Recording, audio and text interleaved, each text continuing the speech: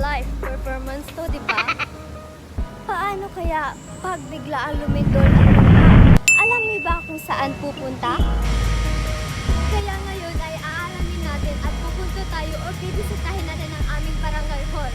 At alamin natin at tututukuyin natin ang hazard map at kung ano kahanda ang aming barangay sa mga sakuna, paparating o during and after.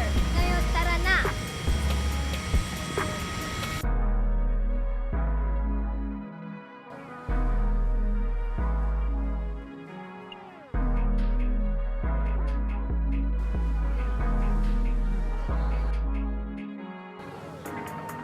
Hapon. Ano po ang inyong pangalan at posisyon sa barangay? My name is Vidal Hilario Dominic Cañete. I handle the Committee on Peace and Order, Human Rights and Public Safety. So, konsehal ko diri sa Barangay Kagawad, diri sa Barangay Poblacion. So, ang inyuhang question is, Ano ang mga hakbang na pinaplano ng ating barangay sa panahon ng mga kalamidad? so, ano siya, mga hakbang, no? Steps.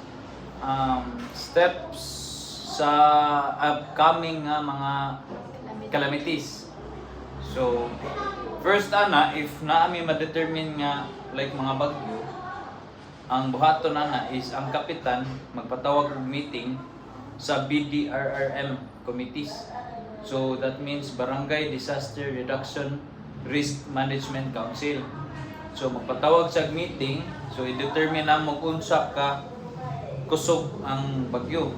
Whether hinay or kusog ang barangay, mag-ready gina. So first step among i-ready ang andamon ang mga equipments. Pag arin niyo pa dong sa kuan nakabantay mo, next ani nga room is ang equipment sa responders nato. So ang kanang mga tao nga mo kuan ang itawag ana nato kay PER, Poblacion Emergency Responders. So while bisan pag way calamities, ako as a committee chair sa Peace and Order, Human Rights and Public Safety, amo ginang tan-aw o kumpleto ba itong mga gamit. Ang number one nga gamit kaayo nato is ang parasuyop sa baha. So, gitawag na siya o nalimot ko sa term. Basta naataan na nga masin, duha ka buok nga ibutang ang hose, suyupon ang baha. Ikaduha nga pinakagamit nga equipment nato is kaning chainsaw, no? Before mag-abot ang bagyo, ang Poblacion Emergency Responders is motuyok na siya sa tibuok barangay Poblacion.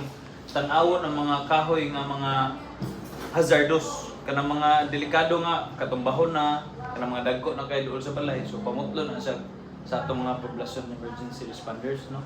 So muna usa sa hakbang sa pag-prepare sa upcoming calamities. Gaano kahanda ang ating barangay sa panahon ng sakuna? Gaano kahanda? How prepared is the barangay Poblacion, no? Dili sa ingon nga panghambog nga we are very prepared kay Poblacion is one of the biggest man nga barangay sa ato. Actually prepared gyud kita. So ang ato ang tanawon naman good in case of na bagyo is puro Kakasya 1 and 2 sa San Lorenzo and kaning mga duol sa dagat. So dali ra gyud ka ma-determine ang padong ang baha, duha ra gyud bantayanan, either ang dagat dapit nga mga namuyo o ang katong sa San Lorenzo nga baon jud. So as of now, the Poblacion is very ready gyud sa ingan ang mga calamities. Thank you. Ano ang mga hakbang na ginagawa ng ating barangay upang mabigyang solusyon ang mga epekto ng kalamidad at sakuna? Okay. Pwede nimo i-repeat eh. Kusta pala yung tingog para madungog sa inyo ang video. Ano ang mga hakbang na ginagawa ng ating barangay upang mabigyang solusyon ang mga epekto ng kalamidad at sakuna? Ang effects sa calamities. So, ang step sana natay gitawag og Ardana.